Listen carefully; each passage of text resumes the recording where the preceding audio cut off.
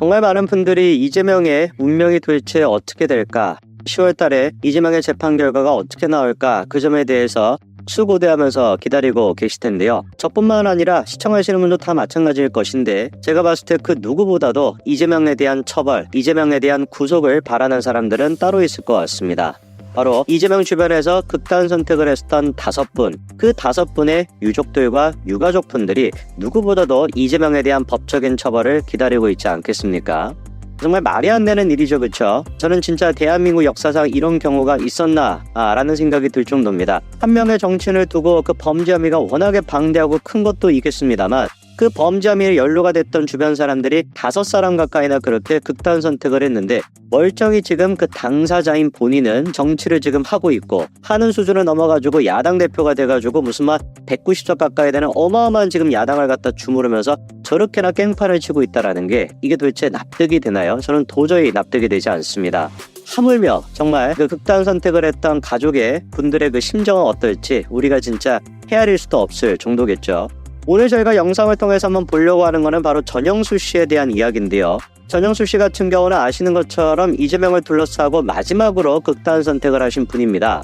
근데 이분 같은 경우는 굉장히 의미가 커요.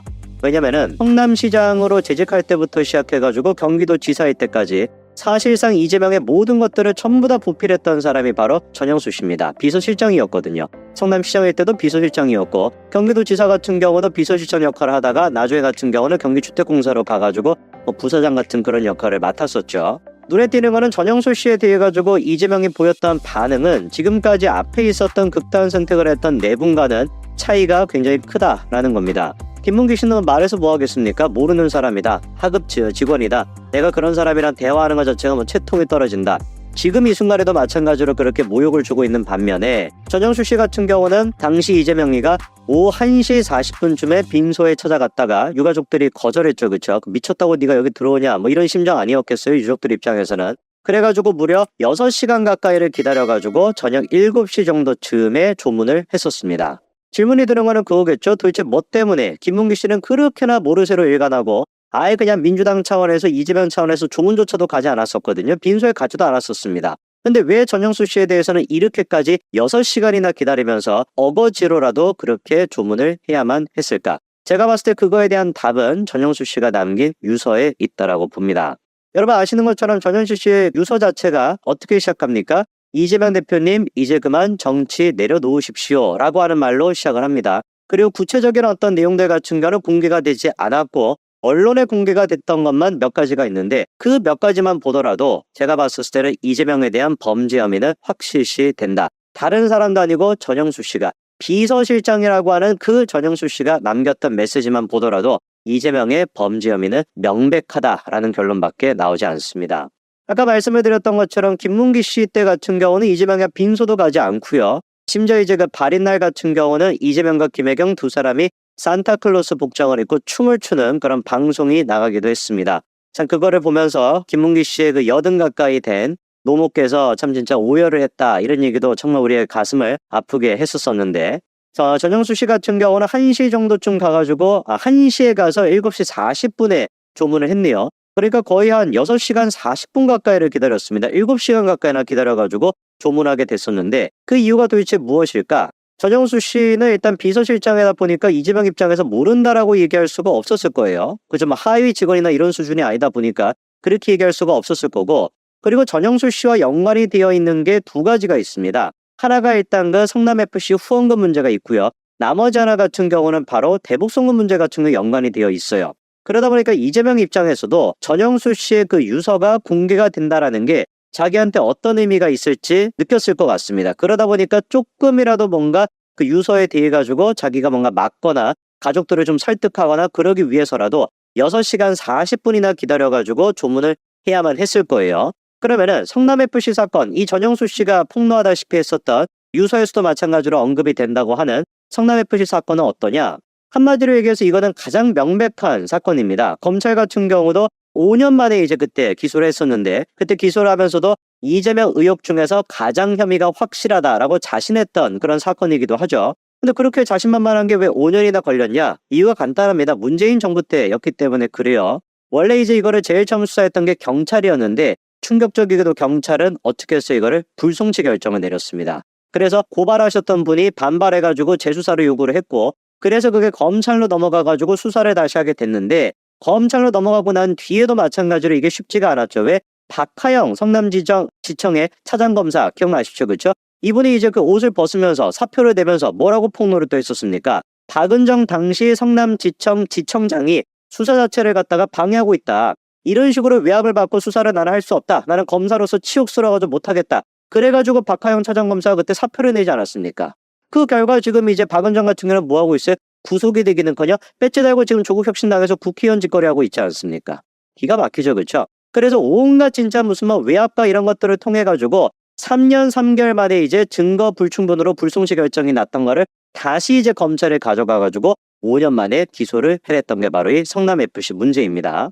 그러면은 성남FC에 직접적으로 연관이 돼 있던 사람이 전영수 씨예요. 왜냐하면 네이버 측과 뭔가를 이제 협상하거나 계속 교류를 했었을 때 그거를 담당했던 사람이 바로 전영수 씨거든요. 뭐 이제 그때 희망살림이라고 하는 중간 어떤 그 쿠션 같은 거를 넣어가지고 뭔가 드러나지 않도록 하는 방안 뭐 이런 거 같은 경우도 전영수 씨 측에서 요구를 했다라고 하고, 검찰이 이제 여러 가지 내용들 가운데 기소가 마찬가지로 됐던 사람이 전영수 씨죠. 근데 그 유서의 내용을 보니까 어떤 내용이 들어가 있냐? 이재명 대표님에게 라고 시작을 하면서 유서에 이런 얘기가 있습니다. 이제 그만 정치 내려놓으십시오 라는 얘기도 있고, 이게 좀 중요하죠. 현재 진행되는 검찰 수사 관련 본인 책임을 다 알고 있지 않습니까? 애당초 유서 자체가 지금 누구한테 보내진 거냐? 이재명한테 보내진 겁니다. 카카오톡을 통해 가지고 이제 전영수 씨가 이재명한테 마지막으로 남기는 이제 그 유서를 하고, 그리고 이제 극단 선택을 했다라는 거거든요. 그 이재명을 콕 집어 가지고 유서를 남긴 거예요. 그러니까 이게 만약에 어떤 내용에 들어가 있으면 뻔할 뻔짜인 거 아니겠습니까? 유족들이 그거를 이제 공개하기를 거부해가지고 그런 것 뿐인 것이고, 사실상 조목조목 어떤 사건들에 대해 가지고 이재명이 어떤 책임이 있는지 하나열이 되어 있었겠죠. 그러니까 지금 어떤 얘기가 공개가 되는 거예요. 현재 진행이 되고 있는 검찰 수사, 그때만 하더라도 뭐 성남FC 본인에 대한 수사, 성남FC나 대장동이나 백현동이나 위례나 온갖 것들에 대해 가지고 본인 책임을 다 알고 있지 않냐? 당신이 책임이 있다는 거 알고 있지 않냐? 저는 공무원으로서 주어진 일을 했는데 검찰 수사는 억울합니다. 이게 지금 전영수 씨 얘기인데 여러분 딱 오버랩이 되지 않습니까? 나는 공무원으로서 주어진 일을 했던 것 뿐인데 왜 내가 이런 식으로 검찰 수사를 받아야 되고 내가 왜 이런 식으로 처벌을 받아야 되는 것이냐? 이 얘기 누가 똑같이 했던 얘기입니까? 김문기 씨가 똑같이 했던 얘기잖아요. 3번, 4번 가까이를 갖다가 초과이익 환수 조항을 갖다가 넣어야 된다. 이거 환수를 할 수 있어야 된다. 라고 결정권자한테 3번, 4번 가까이를 제안했음에도 불구하고 묵살이 됐다. 그래서 나는 그냥 시키는 대로 했던 것 뿐인데 왜 내가 검찰 수사를 받아야 되냐? 라고 억울함을 호소했던 게 김문기 씨인데 전영수 씨도 똑같이 지금 얘기하고 있지 않습니까? 성남FC랑 전영수 씨가 무슨 상관이 있다고요? 50억 가까이를 후원해달라, 70억 후원해달라, 그게 전영수 씨랑 무슨 상관이 있다라고요? 그냥 그저 시키는 대로 가가지고 메신저 역할을 했던 거에 불과한 게 전영수 씨 아니겠습니까? 김문기 씨도 그렇고 전영수 씨도 그렇고 똑같이 얘기하는 거예요. 나는 그냥 시키는 대로 했던 것 뿐인데 내가 왜 처벌을 받아야 되냐? 이 말은 거꾸로 얘기하면 뭐겠습니까? 방금 전현수 씨가 했던 얘기처럼 본인의 책임 알고 계시지 않냐? 시켰던 사람이 바로 이재명인 거 아니냐? 이 유서를 도대체가 왜 김문기 씨 유족들이 물론 뭐 여러 가지가 있다 보니까 공개하지 않았던 그런 이유가 있겠습니다만, 제가 봤었을 때는 이 유서 내용에 지금까지 언론에 공개가 되지 않았지만 아주 정말 조목조목 이재명에 대해 가지고 어떤 식으로 당신이 죄를 지었고 어떤 거가 진실인지를 밝히고 있을 거라고 저는 확신합니다. 자, 김문수 장관이 박근혜 전 대통령의 탄핵에 대해서 그 헌법재판소가 결정한 것은 인정을 하지만 그러나 탄핵 사유에 대해서는 인정하지 못할 부분이 많다, 이렇게 대답을 했던 것이었습니다. 이게 지금 현재 더불어민주당이 윤석열 대통령을 탄핵하려고 하는 이런 시점에 이것과 맞물려서 계속해서 박근혜 전 대통령에 대한 탄핵 이야기가 좀 공론화이 나오고 있습니다. 탄핵 이야기, 윤석열 대통령을 탄핵하려고 한다고 하면 박근혜 전 대통령의 탄핵 이 자체가 아주 잘못됐다는 겁니다. 지금 박근혜 전 대통령에 대해서 이재명의 범죄나 또는 이 문재인의 범죄 행위와 비교해보면 정말 탄핵할 거리도 안 되고 탄핵할 사유도 없다는 겁니다. 그야말로 가짜 뉴스, 가짜 선동을 해갖고 대통령을 악마화시키고 만능화시켜가지고 탄핵했다는 비판인데, 지금 이 이재명 세력들이 윤석열 대통령에 대해서 이런 놀이를 하고 있는 것 아닐까 하는 겁니다. 그래서 어제 대정부 질문에서도 밤늦게 한덕수 국무총리에 대해서 박근혜 전 대통령에 대한 탄핵에 대해서 물었습니다. 민주당의 박해철 의원이 이렇게 물었습니다. 박근혜 전 대통령 탄핵이 잘못됐다, 그 탄핵 결정이 잘못됐다고 생각하냐, 이렇게 물었습니다.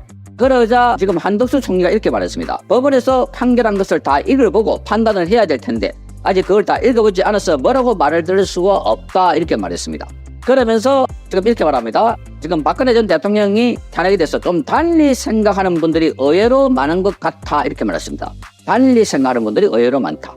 그러니까 지금 박근혜 전 대통령의 탄핵은 지금 6년, 7년이 넘었습니다. 그런데 지금 아직까지도 그 법원에서 판결한 것을 다 읽어보지 못했다.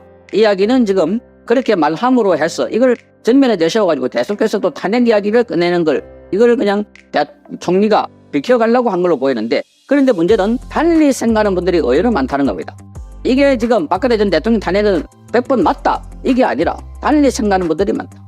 이것은 지금 윤석열 대통령이 그 탄핵 관련해서는 직접적인 인관이 없지만 결국은 박근혜 전 대통령을 탄핵됐기 때문에 그래서 대통령을 구속하는데 많은 역할을 했다 이렇게 하는데 그런 걸 보면 지금 전 정권에서 일했던 윤석열 대통령 그리고 이 한덕수 총리도 과거에 진보 정권과 일을 했던 사람으로서 그래서 지금 박근혜 전 대통령이 탄핵에 대해서 달리 생각하는 분이 있다, 많다, 의외로 많다 이렇게 하는 것은 지금 속내 보면 지금 박근혜 전 대통령 탄핵은 해도 너무했다. 지금 딱 보니까 그게 너무나 잘못됐다는 것을 제가 우연으로 표현하는 것 아닐까 이렇게 봅니다. 이렇게 말합니다. 많은 사람은 법원의 몇십 년의 징역형 이런 것들은 박근혜 전 대통령이 가진 그러한 죄하고 대법원이 판결했기 때문에 맞다고 보겠습니다. 그러나 달리 생각하는 분들이 의외로 많은 것 같아.